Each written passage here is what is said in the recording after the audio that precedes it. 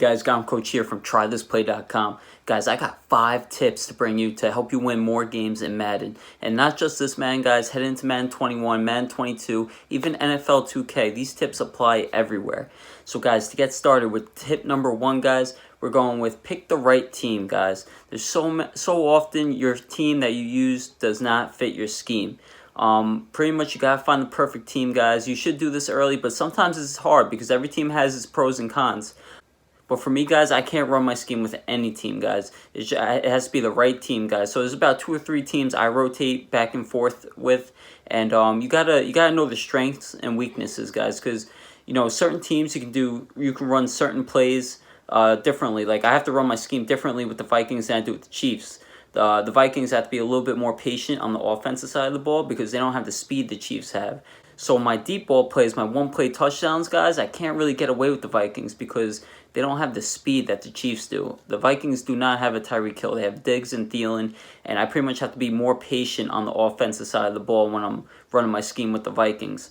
But as with the Chiefs, guys, I can take the top off the defense any given time. So I can legit light up the scoreboard with my scheme with the Chiefs. However, the downside is, guys, there's certain things I like to do on defense that I can't do with the Chiefs that I can do with the Vikings. The Vikings, I'll be leaving people on 0, and with the Chiefs, they don't react, guys. So, like, balls be flying over the heads. I'll be missing user picks, stuff like that, guys. So, basically, you got to weigh out the pros and cons of each team and find which team is perfect for you. So going with tip number 2, guys, personnel. Once you find your team, you want to make sure the personnel is right. Because even if you find a team that you don't think works for you, it might actually work for you if you have the right personnel on the field. So basically, get the guys off who aren't playing ball, put them in a different position, or just get them off the field, guys. If they're not playing ball, they're not playing ball. Just like real life football, guys. If they're not making the picks, they're dropping picks, they're just not getting animations, get them off the field, guys, or find a different team. It's very important to put guys in the right spots that are going to react to, they're going to react differently to an offense or to a defense. As for DBs, guys, you want to make sure you have the right guys on the field. That's very important. You got to know which DBs can react to the run and which ones can't. Because if my opponent runs the ball and my DBs are just freezing, you don't want that, guys. You want the guys to fly to the ball. Wherever the ball goes, you want your defenders to fly there.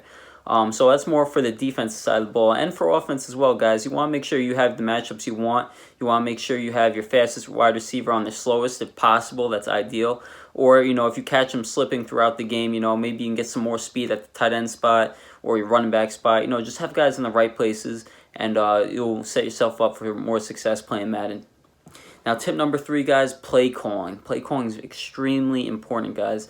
So you can have a perfect scheme, guys. You can move the ball at will, make all the right reads, guys. But if your play calling is off, you can lose games like that. It only takes one play to kill a drive, guys. So if you're not very careful with how you choose your plays, you can dig yourself in a hole. Speaking on the offensive side of the ball, guys, if you wind up in a 3rd and 10 situation, a 3rd and 15 situation, guys, you don't need the full 10 yards, guys, because you still have 4th down.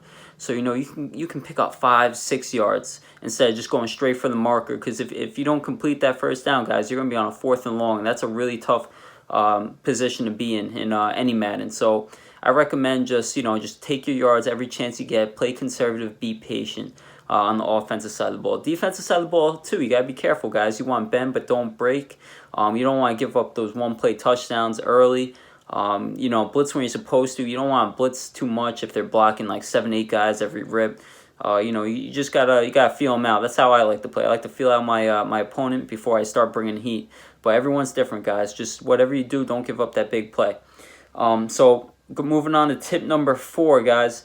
Don't become predictable. So literally, don't just be spamming one play on offense, spamming the dive, or stretch, because your opponent's going to catch on, guys. And if you're passing, guys, definitely don't run the same pass play 2 times in a row, because it gets a very good player, guys. If they see that you're doing this, they're going to pick you off. They're going to know which reads you go to first, and they're just going to swarm to your read and pick 6 you.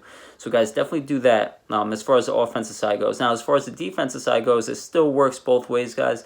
If I'm playing someone who's running the same coverage over and over because they think it's working, maybe I'm picking up 2 or 3 yards a clip. But eventually, guys, I'm going to hit them with a one-play touchdown. So, guys, if I catch you in like the same cover 3, same cover 4, cover 2, whatever the case may be, guys, odds are a really, really good player is going to have a one-play touchdown for it. And if they catch you in that same defense all game, guys, they're going to hit you eventually, and you're going to break one of the tips, guys, giving up the big play. So, guys, I mean, that's huge, guys. That can win you a football game easily in Madden or NCAA, whatever game you're playing. So, we're going to go ahead with tip number 5 now, clock management, guys. This is another big one because so many times, guys, when you're like halfway through the game, you guys go up 2 possessions, you want to start milking right away. Guys, you shouldn't start milking right away unless you know the deal is sealed. Because once you start milking right away, guys, they already know you're milking and they know you're running the ball. You become predictable. And when you become predictable, guys, you're being slowed down. You're going to get slowed down because they're going to know what you're running. There's only so many run plays you can choose from, running back to back to back like that. So obviously they're going to slow you down, and they're probably going to get you on more third downs. You're going to have to pass it, guys, and if you pass it on like third and longs, you're going to rush, try to get that first down. You're going to try to milk the clock some more because that's the goal.